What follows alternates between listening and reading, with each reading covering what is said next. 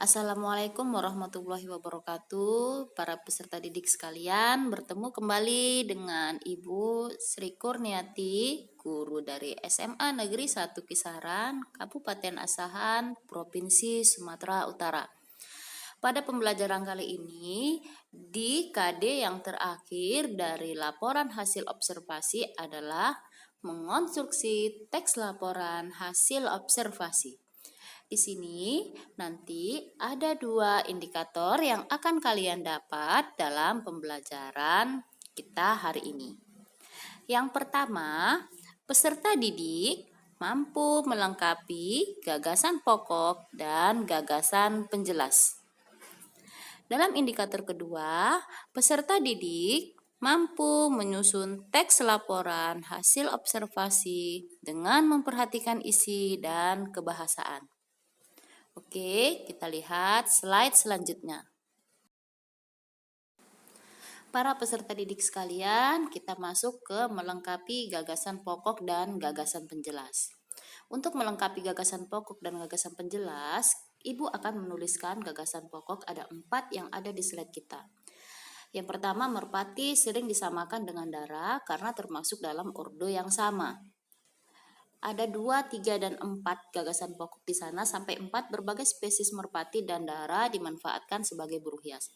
Kita akan membahas salah satunya saja, kita kembangkan dalam bentuk gagasan penjelas.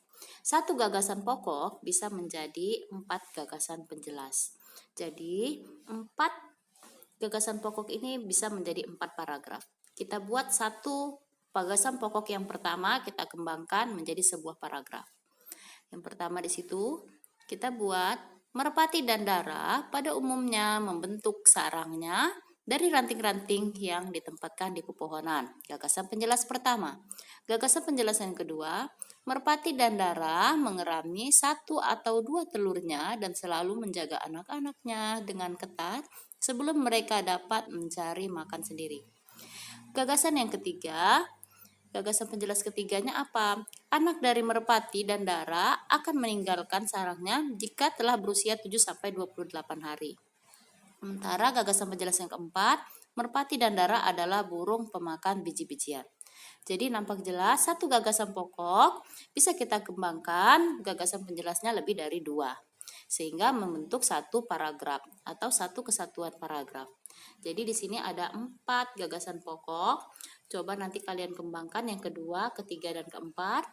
Kamu cari gagasan penjelasnya sehingga bisa nanti judulnya merpati dan dara.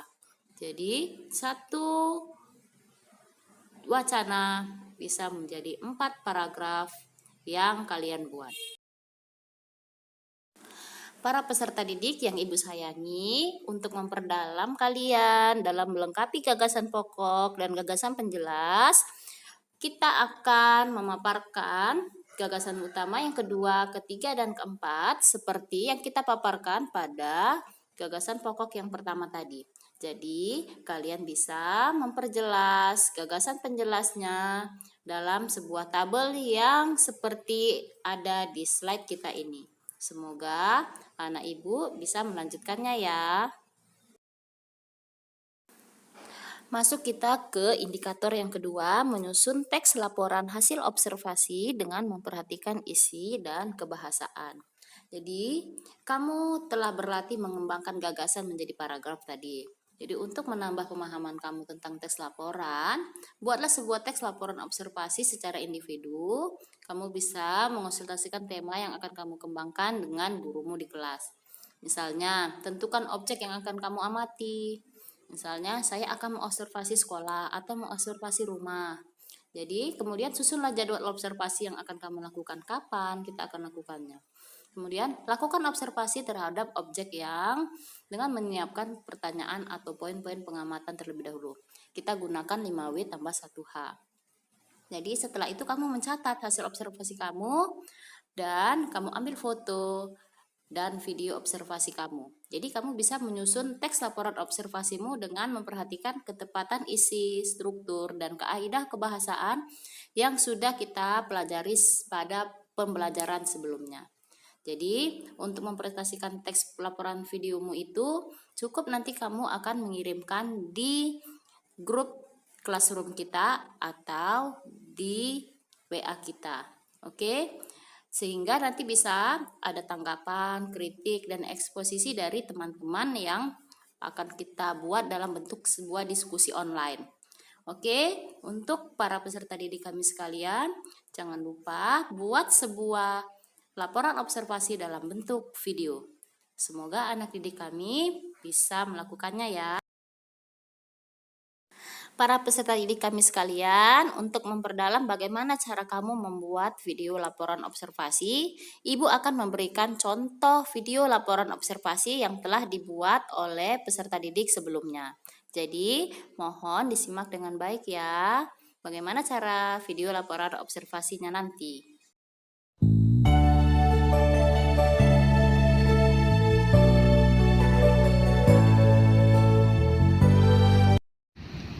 Assalamualaikum warahmatullahi wabarakatuh. Kembali lagi dengan saya Finjelina Batubara. Saya berasal dari Sekolah SMA Negeri 1 Kisaran, ingin memberikan hasil observasi tentang tempatnya alun-alun di Kisaran ini. Ini namanya adalah alun-alun Rambate Rata Raya. It's Botalo, elegant boss represent. Sega 2 Production. Corner King.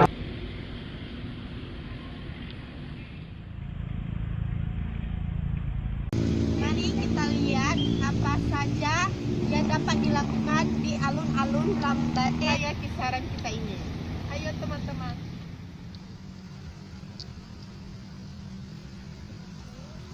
Jadi di sini adalah lapangan untuk menuju ke arah tempat perjoggingan atau bisa disebut tempat orang yang melakukan olahraga. Di sini adalah tempat orang yang sering melakukan aktivitas jogging.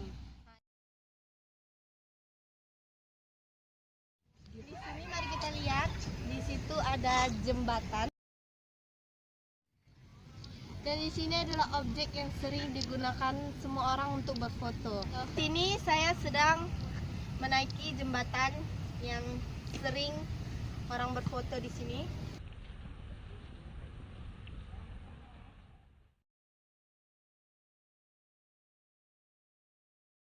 Dan di sini adalah tempat Masjid Haji Agung Ahmad Bakri. Mari kita lihat.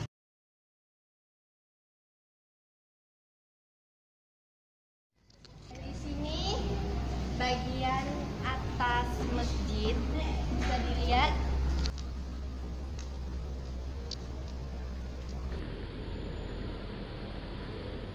Ini adalah bagian dalam masjid. Mari kita lihat.